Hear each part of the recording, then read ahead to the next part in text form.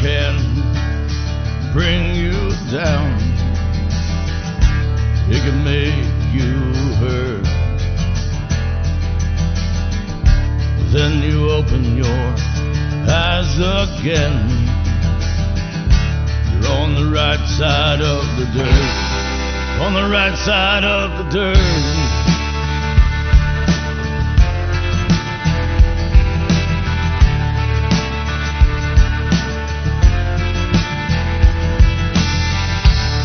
Alone is forgiving, much more than we deserve. Water drowns, fire will burn. Life's a sentence we all serve. Covers up our damage. When the body's had too much, bring forth our Christian name. It's on the right side of the dirt. On the right side of the dirt.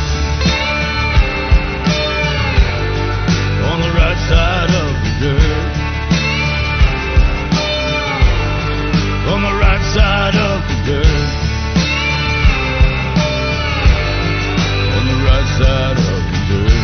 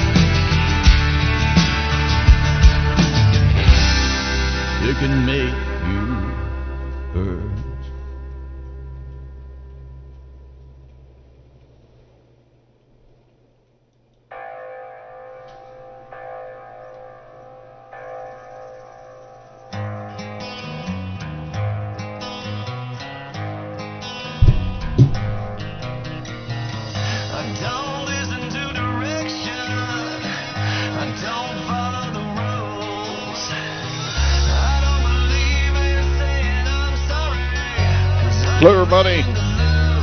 Hey, Charlene.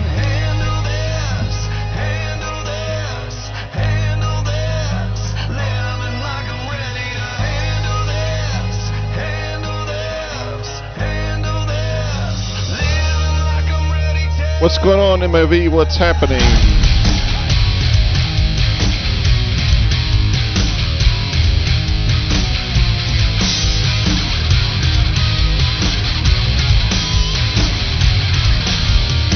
Hey, Jeff.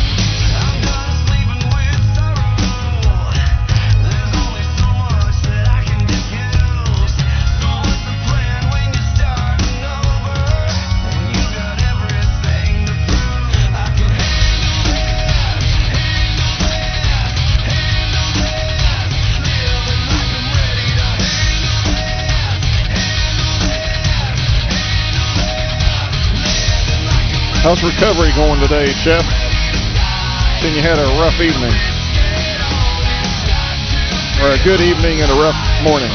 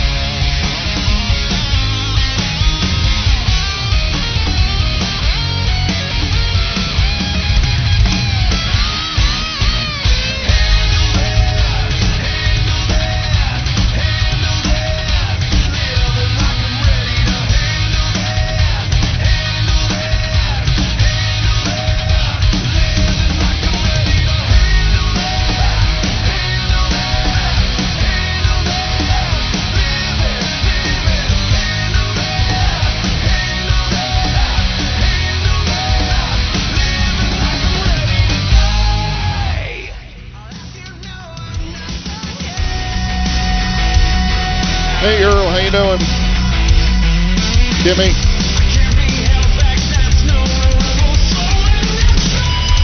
What's up, Noah?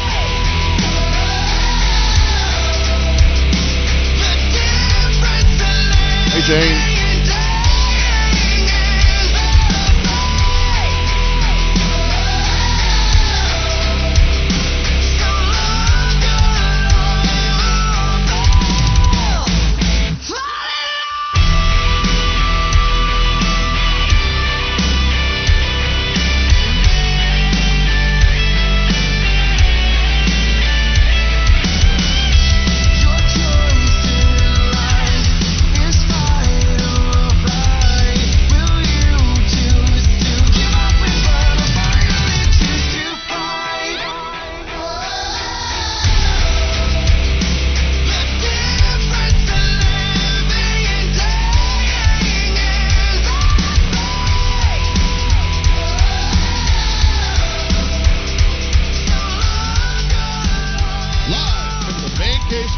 In South Parkersburg, West Virginia. This is Robert's Report, your leader in combat sports and rock music. And now, your host of Robert's Report, Craig Vegas Roberts. Good evening, everybody. Welcome to Robert's Report. Hope everybody's having a wonderful Sunday evening, and the sun is out. It's a wonderful day to tear up your sidewalk and put in a new step, and yeah, that's what I've been doing all day, sweating my rear end off. So, but I would much rather be doing that than being in 20 degree below zero, and the of course rain, which we finally got 2 days to get the boat out, and of course it's still sitting. We didn't have a chance to do it, but that's all right. Glad everybody is here to join us this evening. Got a very, very special guest, and this is actually going to be the I'm not going to say the last podcast. We're going to take a little break after this one, so this is the last one on a little stretch. We're going to take a little break. We got some vacations to take, and we're doing some other things too. Just a little bit of news here around. First of all, shout out to Shallow Side. Eric Boatwright was with us here last week, or actually week before last. And, of course, Code Red Riot, they provide the music for the opening countdown thing there, so we appreciate the continued support there. There was all kinds of MMA over the weekend. I'm not going to go through all of it because there's just too much to talk about. But some of the highlights, of course, Gaethje beat Ferguson, Cejudo beat Cruz, Francis Ngannou beat, I'm going to chop his name up here, Rosenstruck. But Francis Ngannou is a freaking machine. If he, I can't wait to see him fight either Cormier or Stipe Miocic. Of course, see some other ones. Michael Johnson was submitted, which was kind of a surprise. He's first class jiu-jitsu and was submitted by a heel hook. See, Big Ben Rothwell won over St. Preux. Anthony Lionheart Smith got beat with Glover Teixeira. Teixeira looked in excellent shape. Then last night there was a Overeem beat Walt Big Ticket Harris, which hey Kevin, how you doing from Ireland? Walt Harris, he lost his daughter. Actually, I think it was about a year and a half ago, maybe 2 years ago, and he'd been on the outs or down and out for a little bit there because of that. And last night was his debut. He did get beat, unfortunately, but I think he'll be back. And in the news of rock, there is not much news in rock right now. Everybody's kind of hunkered down, but I can't wait to see the music that comes out of this pandemic, because artists that are in quarantine are not just sitting there. I'm sure they're writing music as well. But one of the big things that just came out today, those of you that are planning on going to the stadium tour with Motley Crue and Def Leppard and Poison and Joan Jett, they finally have started postponing dates for that. Two of the dates are hit. June 1st is supposed to be their official announcement on it, so watch for that. And there was also a thing in there that said 30 days from the time that they postpone it, that you should be eligible for a refund. So watch for your email on that. So, now you know why I didn't want to talk about all of it, because there's too much to talk about. All right, so special guest tonight, yeah. So, the way this came around, Jeff Totten, a friend of mine, got a hold of me. It's been a month and a half ago or so, and asked if how I would like to have Thomas Gabriel on the show. And first I was like, that's Johnny Cash's grandson, isn't it? He said, yeah. I said, yes, definitely. So, this is a perfect opportunity here of getting ready to go into, a little bit of a break. We can't talk about rock music without talking about, ties to the Man in Black, Johnny Cash. So, without further ado, how's it going, Thomas? Going great. Going great. Hey, I can't help but notice the Raiders hat there. Yeah, I'm an old Raiders fan actually, but I'm also a Las Vegas fan, and they're going to Vegas now, so. That's right. Yeah. Yep, Vegas is my wife and I's favorite place. I mean, there's no greater place to go and just unwind. I got married there once, yeah. Care to share any more than that? That's all right. You don't have to. No, I love Vegas too. I usually walk out with my tail between my legs after losing all the money, but yeah.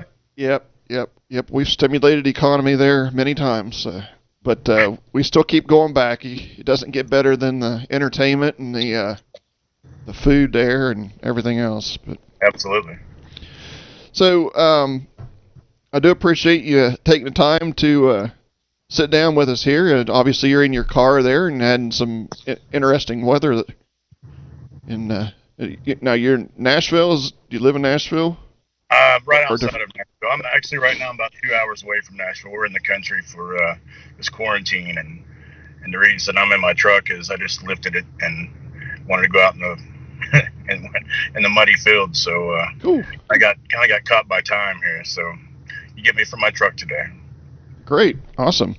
Well, this is actually the second interview I've done in a person's vehicle. The last one was, I don't know if you heard of Boba Flex, but the Marty McCoy's the lead singer for used to be Boba Flex, now it's the Lonely Ones, but he was on his way to get cat litter in his car. Oh, yeah. But No cats here. I've got no cats. but yeah, I do appreciate you taking the time, and so let's talk a little bit about your.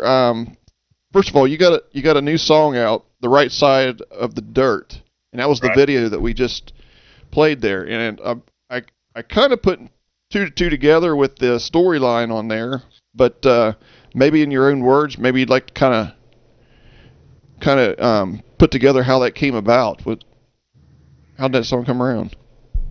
The lyrics were myself and Alan Sostron, and we were sitting around writing another song actually one day in my living room, and decided that we got to talking about how much better things are now than the past, and how I had grown up, and I was unstable, real unstable, and it was great and all, but once I got to be an adult and had all my issues with chemicals and all that, was talking about how the worst part of my day used to be when I would wake up. It's another day. God, why'd you let another day come? And now it's I'm so glad that all those times that I wish I had just died, not woken up. It's life is so great now, and that's basically what it is. It's kind of a dark song, but it covers both sides of it. I mean, no pun intended.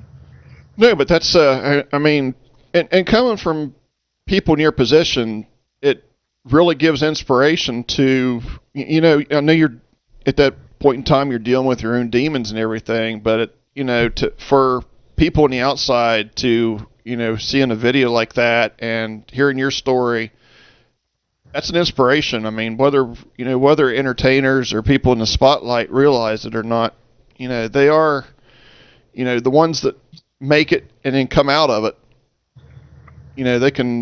That's like this Katina Carmichael on here just said, such an amazing, powerful song. It is powerful. I mean, there's so much going on these days with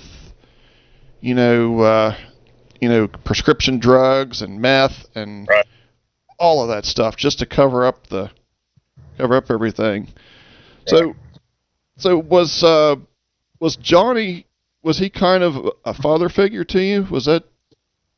He was. He was a very proactive grandfather. He I spent a lot of time with him on the road, and well, honestly, spent a lot of time with him until he passed. But he, we were really close.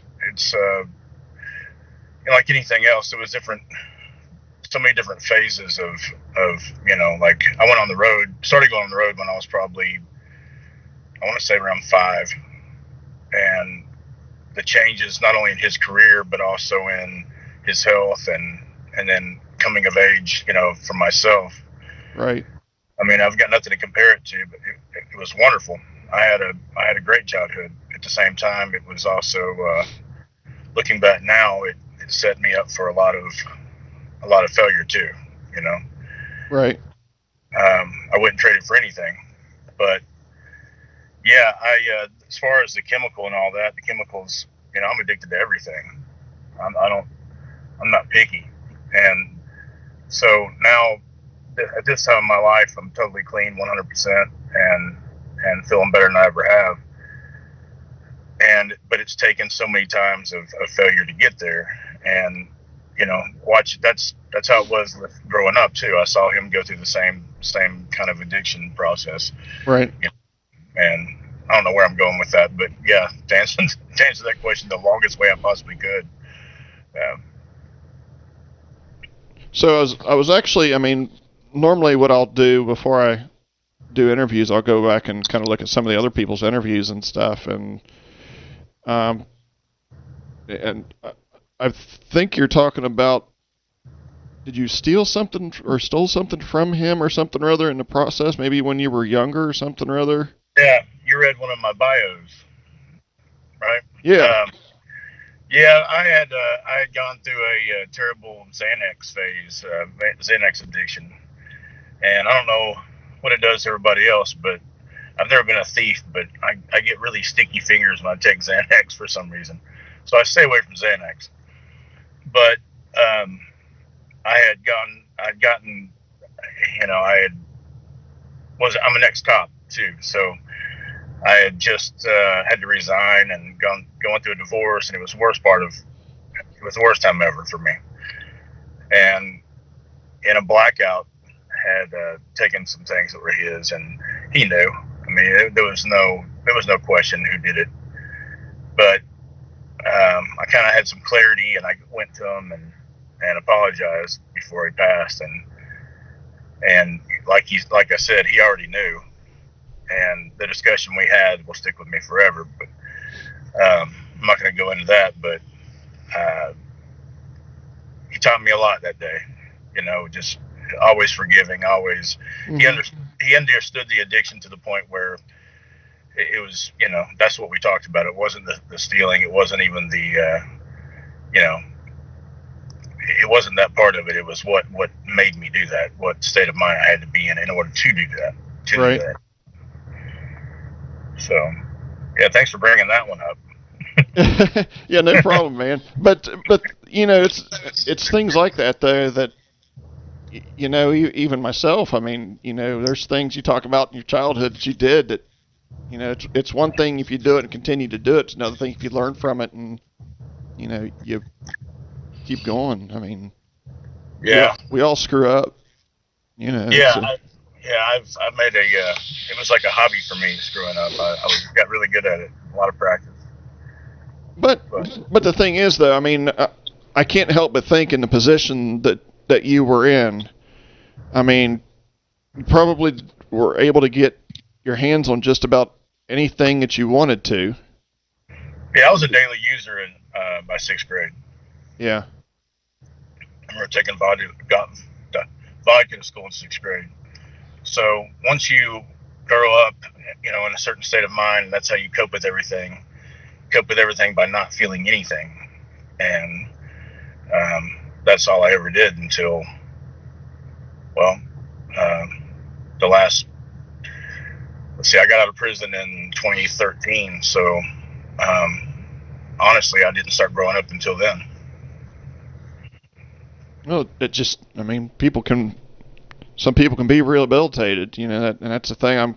I'm glad that you're making it where you are now, and you know, yeah, you're life now is wonderful. I love my life. I wouldn't trade it for anything. So, what was it?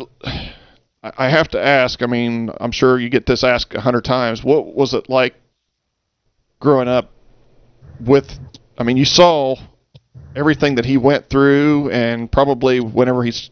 I mean, he got clean too, right? I mean, toward. Yeah, you know, his biggest struggle was he had a lot of surgeries. He had a lot of, you know, he got injured in the 80s, an ostrich attack. He had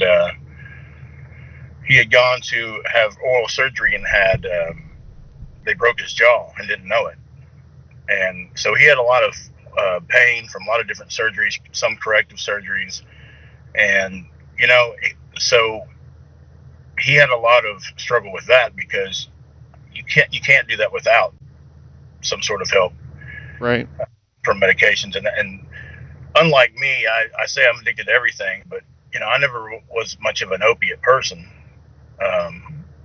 He liked them a lot more than I do, but you know, so this struggle of trying to, you know what you want to be, you know how you want to be, you know you want to be clean, you know, but once your brain gets that chemical, and it has to have it for some certain reasons, and then you have to keep going back to it. Right. And you're, you know, he did a great job with it, though. He really did. There was times when he really struggled, but he did a great job. He always knew what he wanted, and he always had his spirituality. He always had his his moral compass was always there. Mm-hmm. Now, the song "Hurt" was was that the last song that he did? Do you know off the top of your head? No, "Hurt" was I want to say, if I'm not mistaken, 2002. Yeah. And he had another album after that. But yeah, that was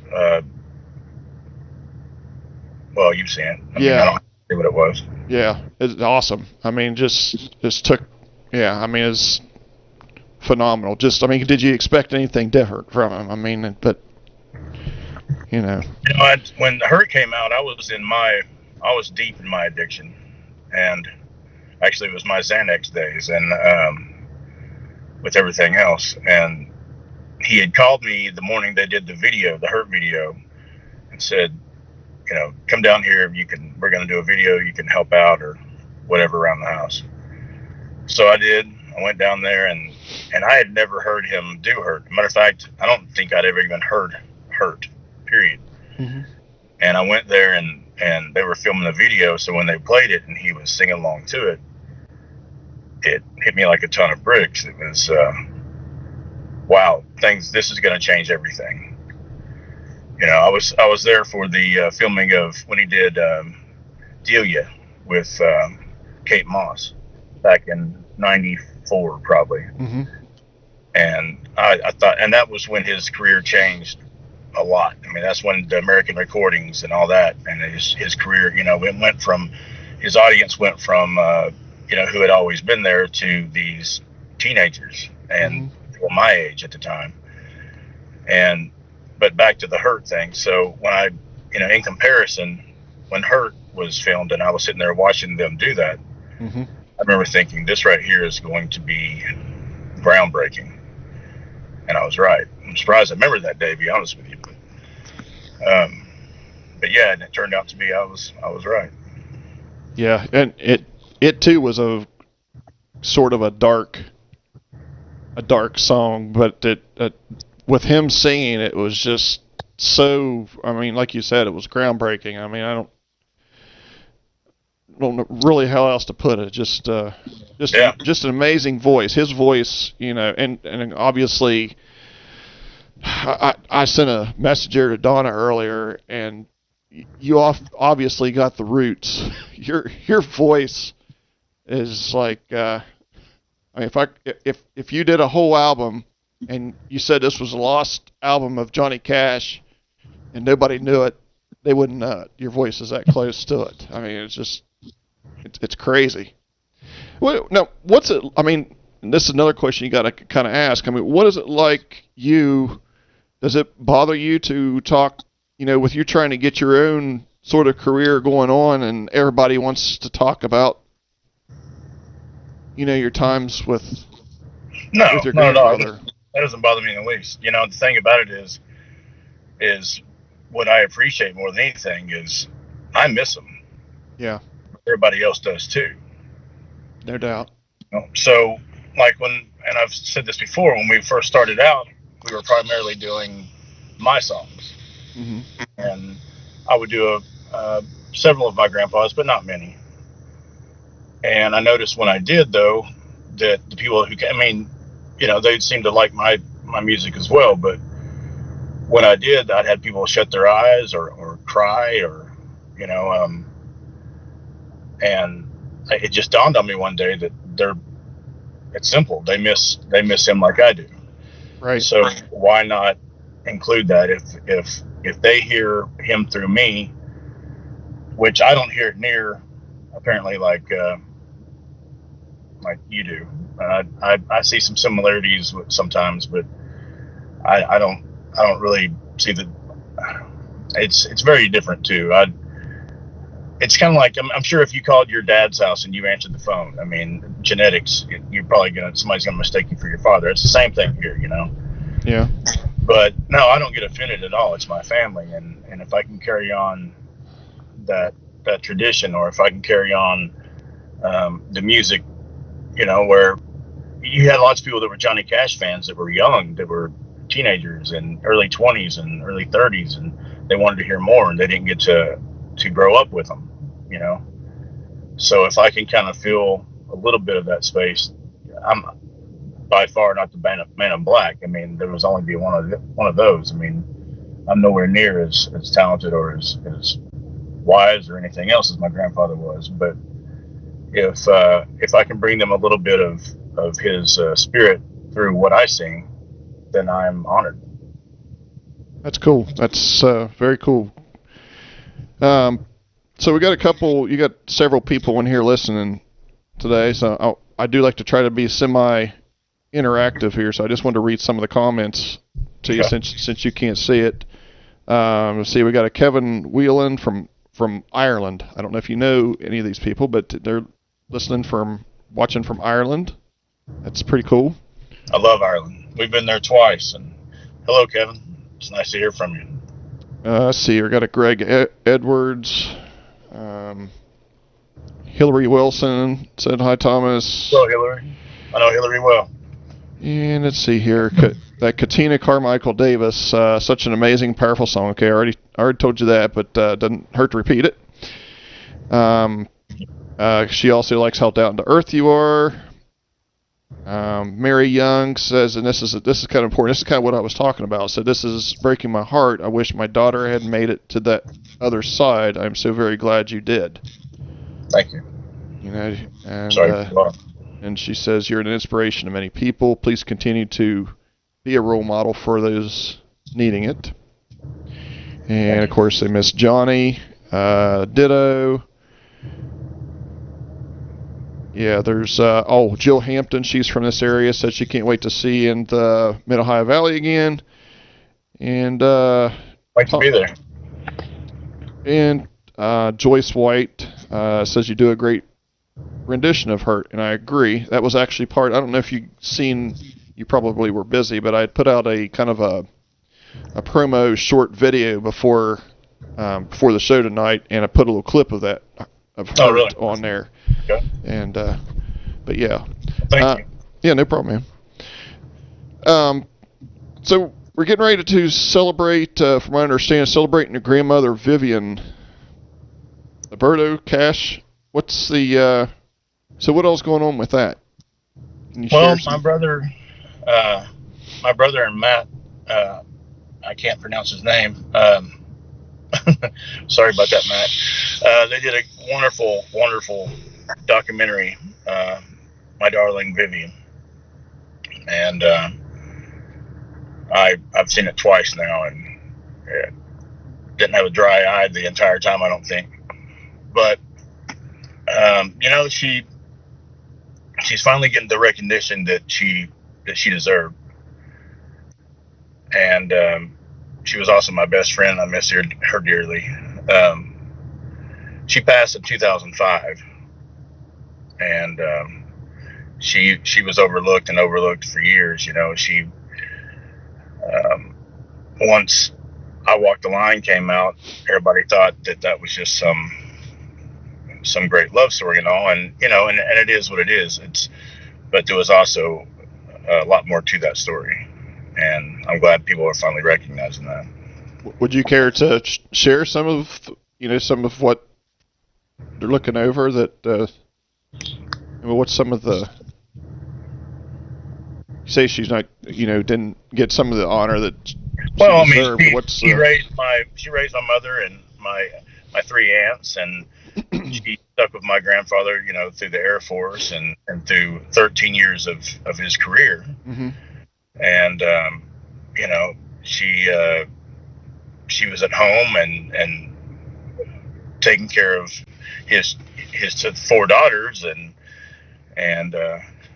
me, actually, when I came along. She was a great woman. She had class, and she was very supportive of him, even though he was not there. Mm-hmm. You know, and if you see the documentary, I mean, it explains way better than I am right now, obviously, but Right. they did a great job on the documentary. Absolutely wonderful. So the documentary is called My Darling Vivian. Where can Right. people watch? Is it on YouTube or something or other? Or It was on Amazon for 10 days. The reason being it was on Prime. The reason being is because it was supposed to be in the film festival, and of course, okay. COVID going on, they couldn't do like they normally Oh, okay. do. Right. Um, I honestly don't know. That's something I need to find out. But she also had a book called "I Walked," past tense, "Walked the Line," Uh-huh. and I highly recommend the book too. It goes right along with the movie. It's a great book. Um, she was a great woman. She was Italian. Um, my great grandparents had come over from Sicily, and um, she took care of my great grandmother until she passed. You know, I mean, there was just a lot of history there, a lot of history. I gotcha. So, how are you dealing with the whole COVID thing? Obviously, you mentioned that you had to switch some dates around and stuff, but Yeah, we've had to push everything from April back, which is fine. Honestly, I needed this. I needed a break. I needed to find my center again. We were on the road for so long. mm-hmm. We did 3 months at a time. You know, I think year before last I was home total of 3 weeks. Last year wasn't much better, and now you know I can concentrate on um, trying to teach my dog how to catch a frisbee and write songs and work on my relationship and you know Sarah Joe and I have gotten extremely close because you know we're around each other every day and we're learning the parts that I would normally be able to hide a lot better. You know, like the fact that I don't pick up after myself very much, and I'm learning how to do that better. I needed to lose some weight. I was getting fat, and I've done pretty good on that. She's got me eating less meat. I'm definitely carnivore, so today I ate a veggie burger. But the yeah, I mean, I needed this. I needed a break. My kids needed this. I needed to be home for them. I needed to find my center, like I said. And we've been in the middle of the country. We took the RV and said, you know, let's get out there and let's go to the farm. So we've got horses around us and dogs around us and four wheelers and frisbees. We've been having a good time. Yeah, I think you know, all of the artists that I've spoke with, you know, that's one of the things. You know, it's one of the necessary evils of the entertainment business, I guess, is being away from home and dealing with, you know, like you kind of say, like kind of reset. You got to reset yourself every now and then. You know, I've got a Corvette that I haven't touched because I've been needing to restore it. I can finally start to take it apart. I can do my truck lift like I needed to. I can get back into my Bible studies. I can start praying more again. I can, all these things, start taking care of myself. I got to, we went on a 3-month tour and I went on a binge. I started drinking again and I was going through a half gallon of Jägermeister a day and I put on so much weight that it was ridiculous. And, it was just such a waste. It was a blur, right? So come back home and once again, setting my goals on, sobriety and spirituality and family and all that, just means I'm going to come back twice as good. I mean, I feel better now than I have in a long time. So I needed this. I hate it for everybody this has been, a living hell for, losing family members and everything else, losing money, losing jobs, losing houses, losing, I've heard some horror stories, but for me, it's been a really positive thing. Has it inspired? I mean, I realized it's actually your fiance said yes! Exclamation point on there. So, so has this kind of inspired you doing any? I mean, how does the workings of an artist work when it comes to writing and cases like this. I mean, I could really see a good song coming out of just Oh everything. yeah, yeah. We've not to cut you off. I'm bad about that. No, that's all right. Just ask her. She'll probably put exclamation points on that one too.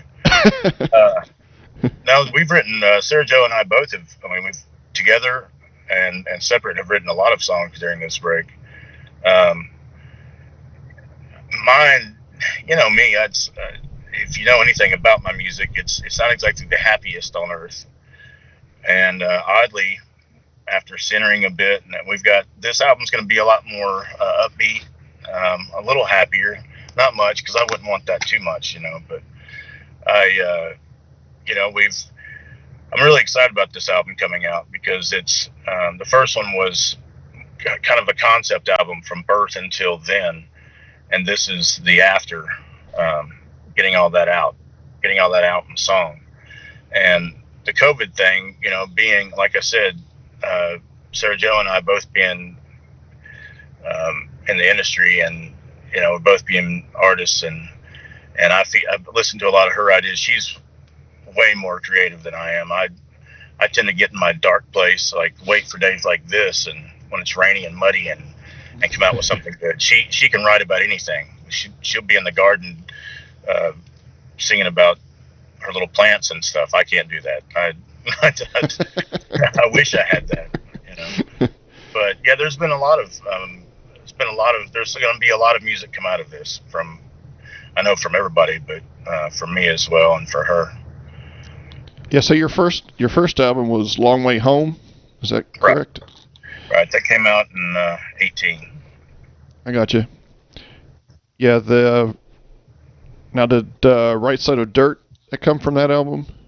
No, Right Side of Dirt is from the new one. Okay. Basically, we put together a really good album, and we're not going to release it yet. We're going to wait until we can tour on it. So, but me being like I am, I'm really impatient. And when I put stuff down, I like people to hear it. Like, we'll send it to all my friends and all. Uh-huh. It's like, hey, listen to this. This is great. And I'm kind of the same way with the public. I'd kind of like to get it out there. So I think our plan is going to be, we're going to drop another one next month, release another single. And until all this is over, I'm going to put out singles because I want to, basically. I want everybody to hear what we're doing. And I like it, so I'm going to see if everybody else likes it. That seems to be the common thread now. Actually, I really think that's. I mean, from a fan's side, I think it's smart. There's no point in putting out a full, 10-song album and then a song, be one good song on a whole album. And right. Plus, another thing is, I don't want to be, they're talking about social distancing and they can't have crowds and we can't do live shows. Right. Well, it's the same thing in the studio. We've been doing recording with, I've been doing my vocals with just me and the engineer. It's, so I've been trying to keep everybody safe as far as that's concerned as well. So with everything going on, and it's kind of fun releasing just singles, because you can concentrate on that one and wear it out, get sick of it, and then about that time you get another one coming right behind it. Right. And like I've mentioned before on some of the other shows, that it's a different way of making money these days too. With you don't make money off of album sales; you make more on the shows anymore. Right. Money's good. Yeah. So yeah, that's a good thing. So on your last album, there was a song. I'll be honest with you, I was only able to kind of go through just a few of them before our interview, but the one song that kind of stood out, Never Going to Back Down. Never Going Back Down? Yeah. And I just thought that was a very good song. Do you remember, do you know it enough since it's 2018? Remember it? Yeah. I remember it, yeah. So, what's that song about? Is that... It's, like I said, the album's kind of a concept album. You've got Come to Me and all that, which is the kind of a polar opposite of that song. But right. Never Going Back Down is basically about today and the way things are going, and it's from Satan's point of view. It's from Lucifer's side of it. Like I've been down for so long. I'm coming back out, and I've got to work extra hard to, that's what's going on today. It's rampant. It's everywhere.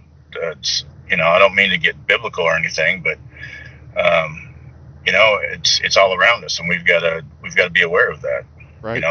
It's not in any way promoting him. What I'm saying is you got to keep an eye out. He's not going anywhere, and you're going to have to deal with him. You have to deal with what comes with that, and that's kind of with what we were talking about earlier with dealing with your demons. They're always going to be there. I know mine are. Right. So that's, it's kind of a colorful metaphor of that. Okay, and then another song I was going to ask you about on there too. Everything Must Be Sold. Mm-hmm. I didn't catch if I started watching a video on it on YouTube, and I'm not sure if it was one that you put out or not, but it started out with like the President Trump and President Obama, and it was just we didn't want to like, I'm not political. I'm not on either side. I'm a convicted felon is what I am. But so I just wanted to, everything must be sold as far as like, honestly, everything from water, like the song says, we're always selling something. Everybody's selling this or selling that, even selling all the way down to their souls to get what they want, Yeah. And it's ridiculous, and that's basically it. It kind of explains itself as far as, everything has got a price. Right. Yep. I agree. Out of all the songs that you have written, do you have a favorite one that's just kind of sticks right there in your gut? Cell. Yeah. Cell is. I wrote that in a prison cell, and I didn't play well with others. I was in solitary confinement I was put in there for like 30 days, and it turned out with some of the prison stuff that was going on, it turned out to be like 2 months. And honestly, I never thought anybody would hear that song but me. And when I went into the studio and did it, I was really worried that I wouldn't get the message across well. What I meant in that solitude and just being miserable, and it's just about misery, and Matthew Oxley produced that, and after hearing it, it made me cry. It really captured exactly what the song is about, the sound and everything. Right. So it's a lonely song, but it's for me, it's a song of redemption. It's a song of making it through to the other side, because looking back now, but Cell is my favorite. I think my second favorite would be probably I don't know, long road home, a long way home. I'm getting long road home. There's a documentary getting ready to come out called Long Road Home about all the Cash's addictions and all, and we've been talking about that. But Long Way Home, the title track, I'm pretty fond of that one too. It's kind of a similar situation, but it was towards the end of my sentence, and that one means a lot to me as well. And let's go back one more, and if you had a favorite Johnny Cash song. I mean, there's so many of them, but is there just one that maybe and see this, from a fan versus somebody that's kind of lived some of it, it's going to be different. So, yeah. Is there one? I know I'm kind of putting you on the spot here on this. No, I know which one my favorite is. When the Man Comes Around comes to mind. That was a song that he worked on for about 30 years. That was a 30-year in the making. So, wow. And when I say worked on for 30 years, he wasn't sculpting at all times. He was, but he wrote Man in White, the book Man in White, and all. He was evolving in his own way while writing that song. He would come back to it at times, So that one really sticks with me. I mean, there's a lot of runner-ups, but that one's probably, I'll stick with that one for now. Okay. Now the movie Walk the Line with Joaquin Phoenix Mm-hmm. playing your grandfather. Obviously, I'm sure that you've seen the movie. Oh yeah. Um, were you part of that? I mean, part of the writing of it or anything, or the No, no, I had nothing to do with that movie. no, And I didn't mean it to sound like that. I had nothing to do with that movie. How was that? no. I didn't take it that way. No, we first time I saw it, they called all the family in to screen it first, watch it and sign off on it, a waiver on it. And I don't even know why I signed, honestly. There's some huge mistakes in there, and there's some huge. The way it painted my grandmother, it was real negative. They missed one of my aunts. They made him out to have 3 daughters when he had 4. I mean, that's a pretty big screw up.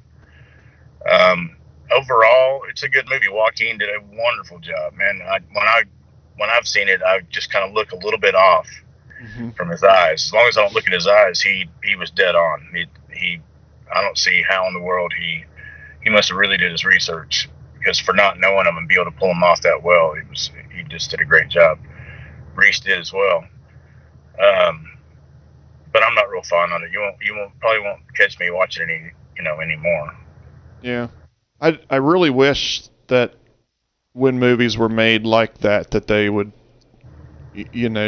take especially like you say, screw up like that. That is pretty bad. Pretty big to leave a whole human being out. That's pretty big. Yeah, I agree with you. Yeah, I think if it's made sort of as a documentary, I just watched the the Motley Crue thing, The Dirt, not too long ago. It was,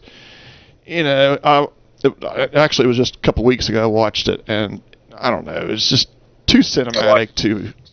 Yeah, it was entertaining. There's no doubt they did and went through some of the stuff they did, but it's just, I don't know, just too cinematic to me, I guess. Yeah, I thought so as well.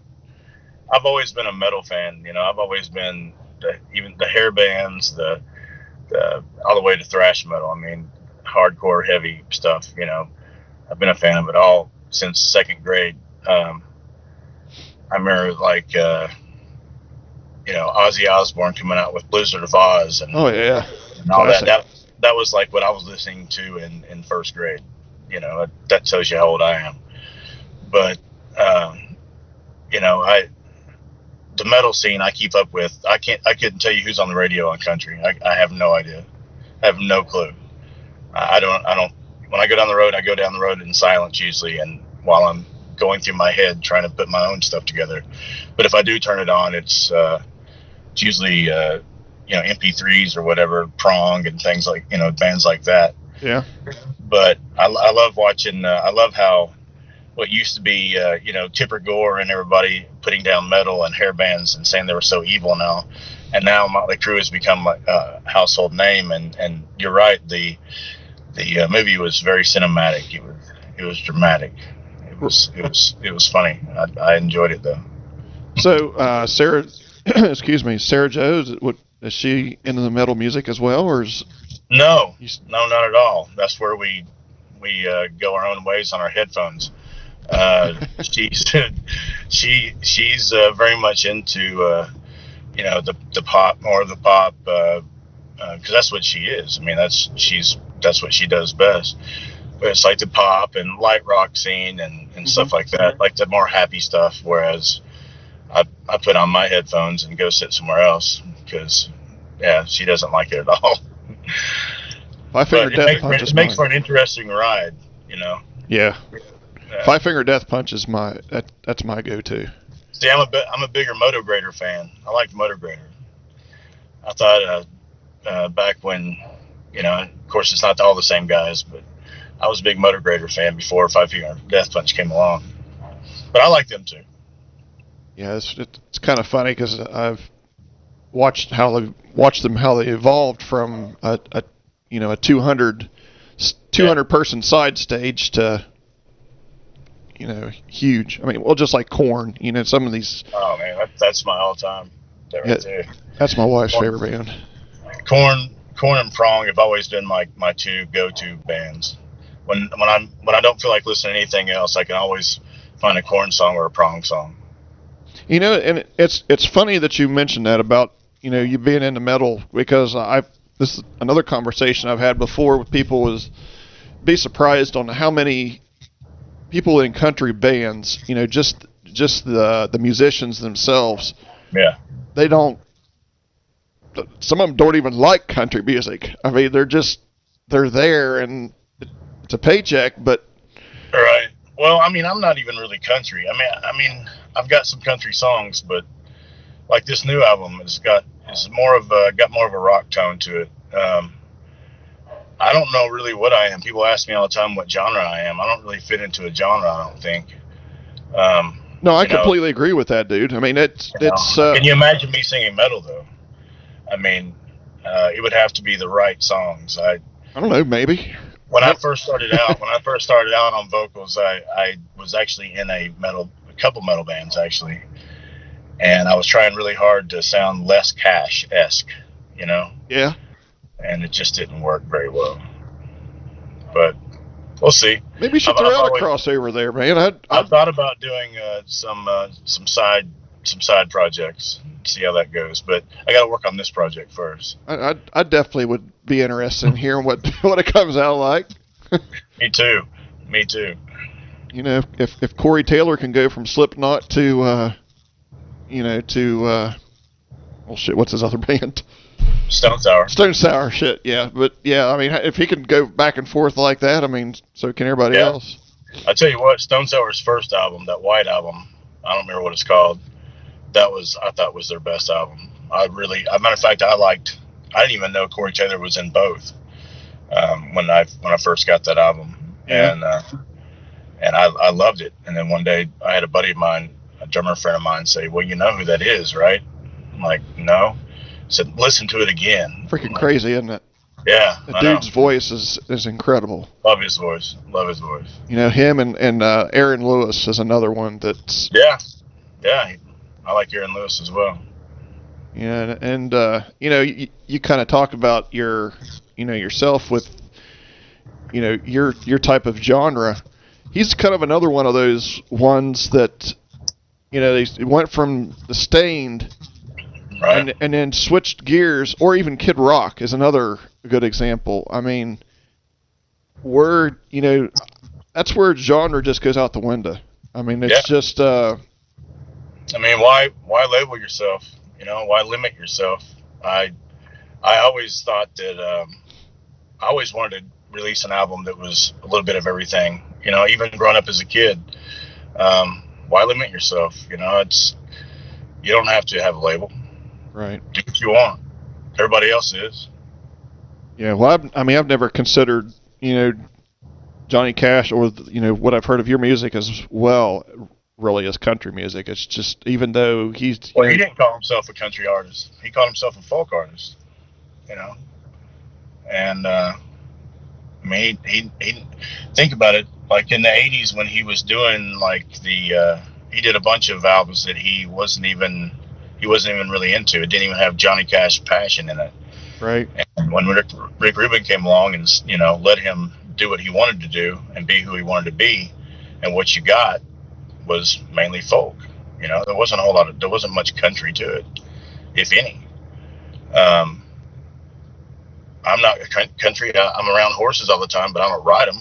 They're bigger than me. I don't really want to get on the back of something that can control me. They're beautiful. I'm looking at them right now. But I never understood trying to sound like somebody else. They're already doing it. Why you want to sound like them? Right. Good example. Another good example, Shooter Jennings and Waylon. I don't know if you listen to any Shooter Jennings music, but he kind of made that same. I'm not Waylon.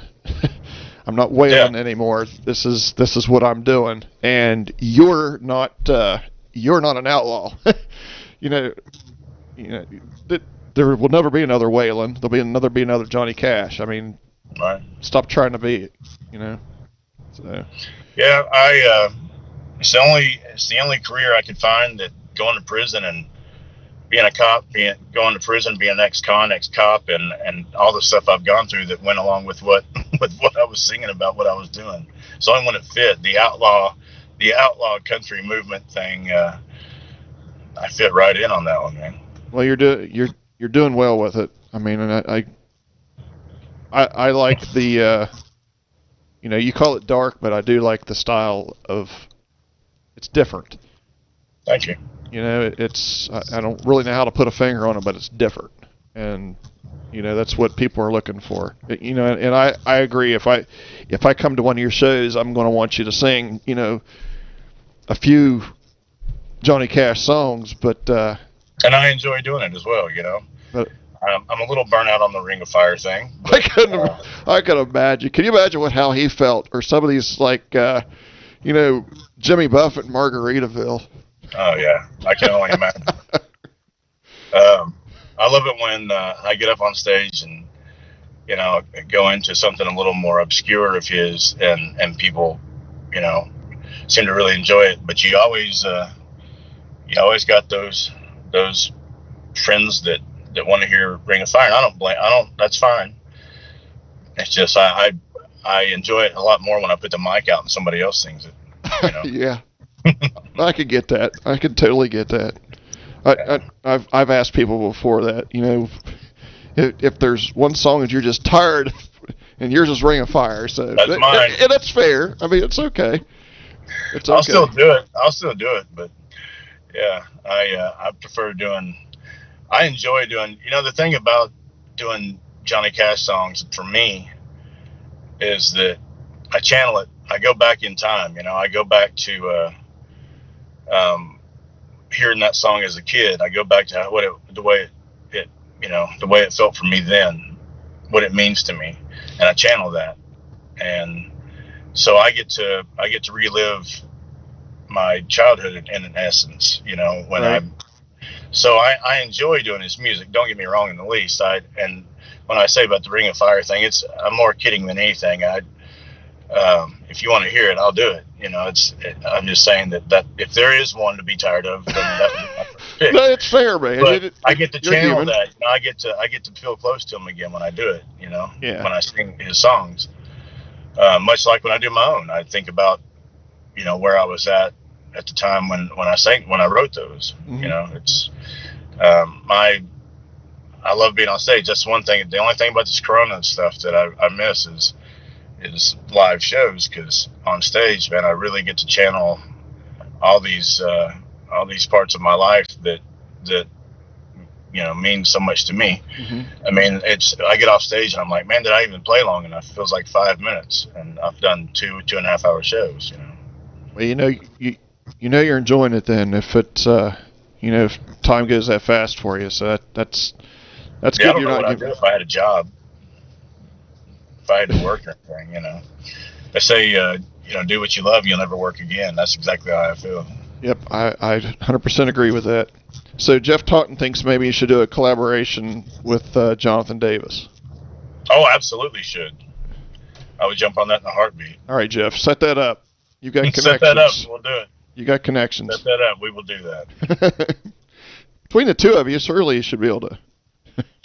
Absolutely. Come up with something. Anything. Yeah. I would love that. Do you have collaborations with your fiance that you've recorded? We do.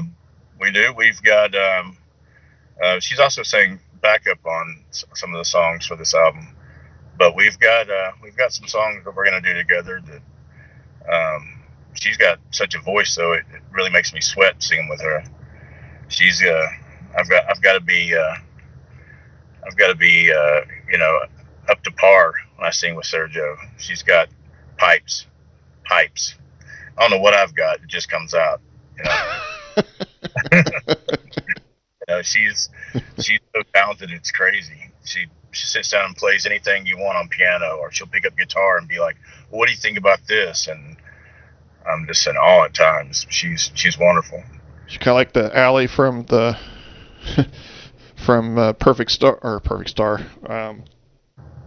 Shoot, what's that? What's the movie? A Star Is Born. Shit. Oh yeah, yeah, Star Is Born. Yeah, that's. She's phenomenal. I've sat here and watched her mimic guitar solos on keyboard like it was nothing. It's crazy. That's cool. I don't even know what key I'm in. Well, there's hey, but there's some artists that don't need that. There's Honestly, I don't care what key I'm in. I really don't. I don't really care. I just get up there and do what I'm supposed to do and walk off. It's cool with me, man.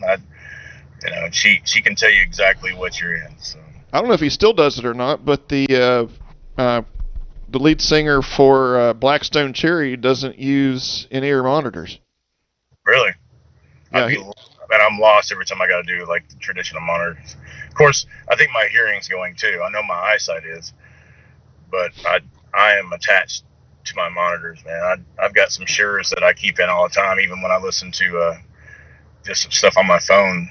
They switch back and forth from Bluetooth as well. Yeah. I'm in love with my monitors, man. Yeah, I'm not sure how he does it. Somehow or other, he's I don't know. It's wait till he gets older. It's gonna, it takes a toll on your hearing having to turn up so loud. Yeah, no doubt. Well, Thomas, I appreciate you taking the time. We've talked here for most of the hour. I wouldn't mind setting you up talk again sometime or other, maybe after the new album comes out. And I'd love to. I could talk for hours, man. I don't ever shut up. And you probably got some more exclamation points there. I don't shut up, so. But that's a gift, though. You're an extrovert, right? You're not an introvert, are you? At times. I switch back and forth, Yeah, see, I'm an extrovert. I drive my wife up the wall because I'll be driving down the road, see somebody sitting alongside the road, and start a conversation with them. Yeah, I can do that. And she'll pinch me and say, "Don't talk to them. You don't know them." I said, well, that's how you get to know them. Oh, yeah. I've embarrassed her plenty of times in Walmart. But I do appreciate you taking the time. Those out there listening, I appreciate you all tuning in. And make sure you go check out Thomas Gabriel's YouTube and Instagram. Follow him on Instagram and YouTube. That's where the music comes out at. And a new website today, so go check that out. And also too, Spotify. I know you don't make a whole lot of money off of Spotify, but is one of the best outlets for artists to get music out there. I mean, so. Whatever you prefer, I'm out there. I'm there. All right. But thank you so much, and I hope you have a wonderful rest of your Sunday here and a great week. And y'all stay safe, and maybe next time we'll get you and your fiance, and maybe I don't know if you set the date yet or not, but maybe we'll. We have.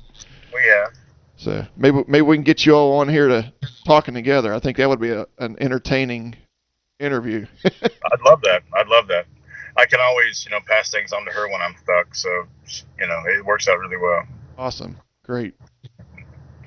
All right. Thanks a lot. Thanks everybody for coming in and listening to us. Thanks a lot, Thomas. I appreciate it. Have a great day. You too. Bye. All right.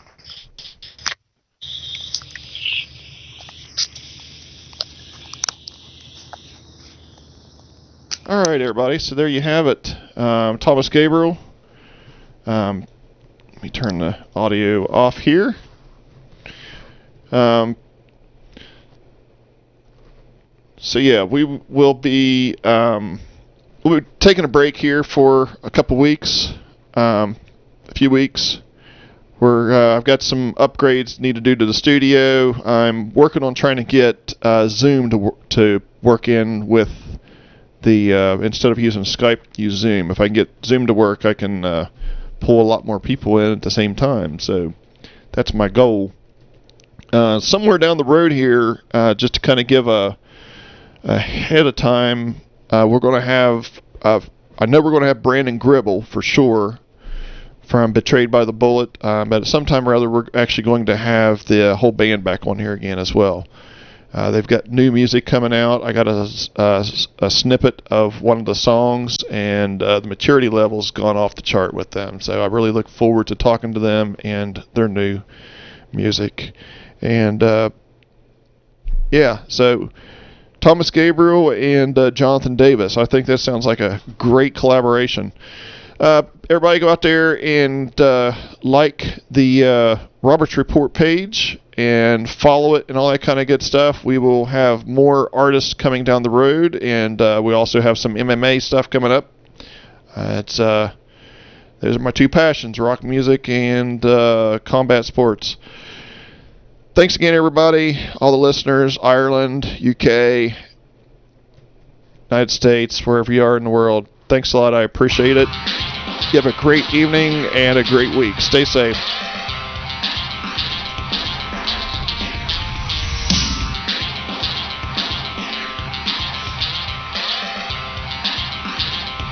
Shelly side.